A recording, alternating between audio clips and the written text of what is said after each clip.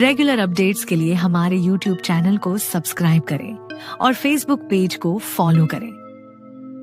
राजीव सेन, कोलकाता की गलियों में उसका नाम एक पहचान था। एक ऐसा शख्स जिसने अपने दम पर एक व्यापारिक साम्राज्य खड़ा किया था।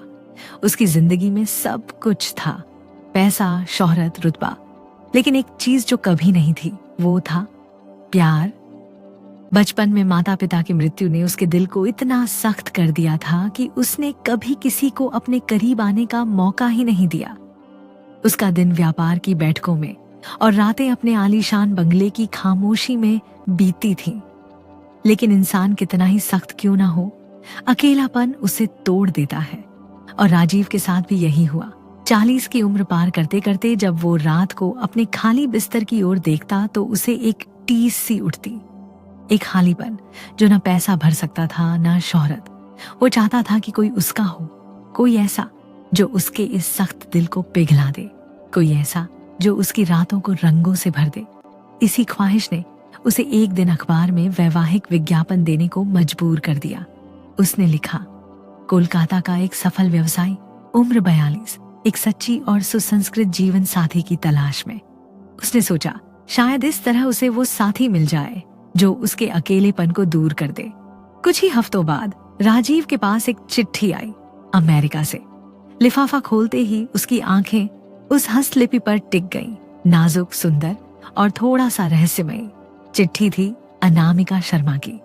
उसने लिखा था कि वो भारतीय मूल की है लेकिन अमेरिका में पली बड़ी है। उसकी उम्र 28 साल थी और वो एक ऐसे भारतीय पुरुष से शादी करना चाहती थी जो संस्कारों को समझे, जो प्यार को महत्व दे। उसने लिखा, मैंने आपके विज्ञापन में एक सच्चाई देखी राजीव जी, शायद हम एक दूसरे के लिए बने हैं।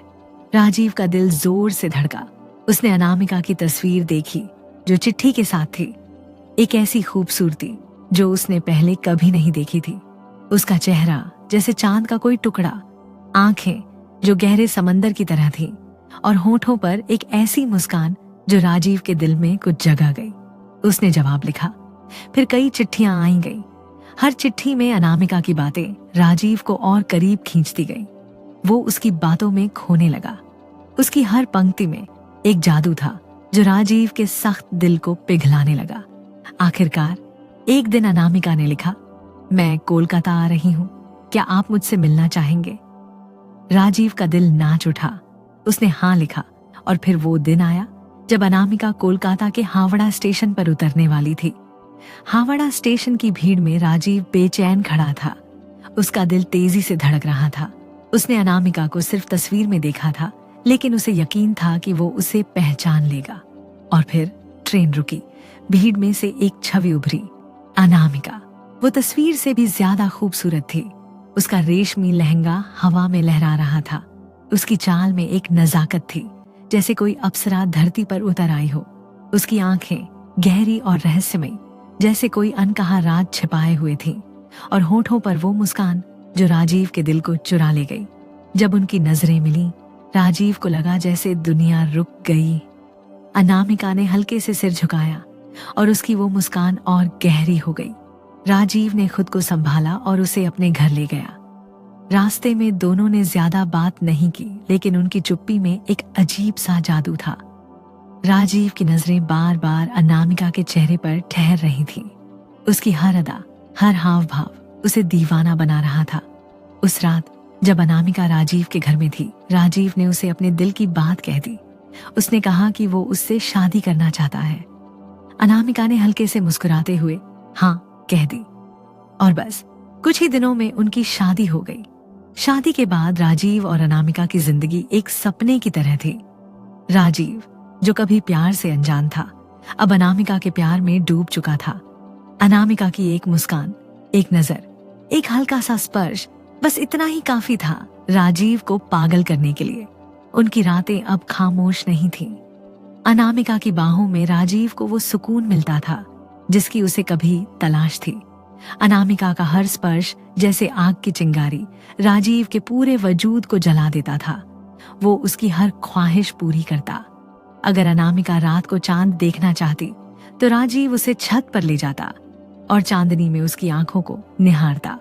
अगर अनामिका किसी गहने की तारीफ करती तो अगले दिन वो गहना उसके सामने होता। उनके बीच का जुनून हर सीमा पार कर गया। अनामिका की खूबसूरती, उसकी नाजुक अदा और उसका वो रहस्यमयी अंदाज, सब कुछ राजीव को और दीवाना बनाता था। रातें अब सिर्फ सोने के लिए नहीं थी, वो रातें थी जब दोनों एक दूसरे में खो जाते। अनामिका की सांसों की गर्मी, उसकी उंगलियों का नरम स्पर्श और उसकी आंखों में छिपा वो जुनून राजीव को हर बार और करीब खींचता। लेकिन इस जुनून के बीच कुछ ऐसा था जो राजीव को परेशान करता। अनामिका कभी कभी खामोश हो जाती। उसकी आंखों में एक अजीब सा खालीपन दिखता, जैसे वो किसी पुरानी याद में खो गई हो। राजीव उससे पूछता, लेकिन अनामिका हर बार हंसकर टाल देती। उसकी वो हंसी जो राजीव को सुकून देती थी, अब उसे बेचैन करने लगी थी। एक सुबह राजीव की नींद खुली।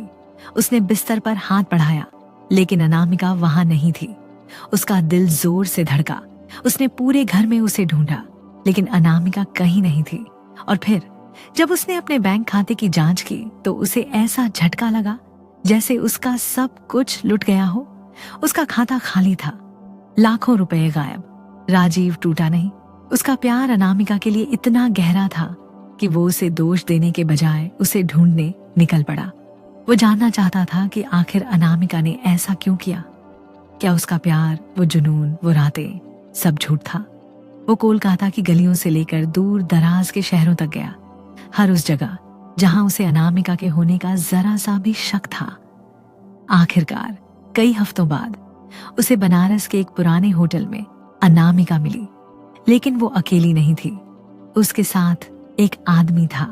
राजीव का दिल टूट गया, लेकिन उसने हिम्मत जुटाई और अनामिका से सच जानना चाहा। और फिर उसे सच्चाई का पता चला। अनामिका का असली नाम नेहा था। वो एक शातिर ठग थी जो अमीर लोगों को अपने प्यार के जाल में फंसाकर उनकी दौलत लूटती थी। राजीव उसका नया शिकार था। जब राजीव ने नेहा की आंखों में देखा तो उसे झूठ नहीं दिखा। उसने देखा एक ऐसी औरत जिसके दिल में पछतावा था। नेहा ने बताया कि वो राजीव को ठगने आई थी, लेकिन उसका प्यार, उसकी सच्चाई और उसका जुनून, सबने नेहा को बदल दिया। वो चाहकर भी राजीव को पूरी तरह धोखा नहीं दे पाई।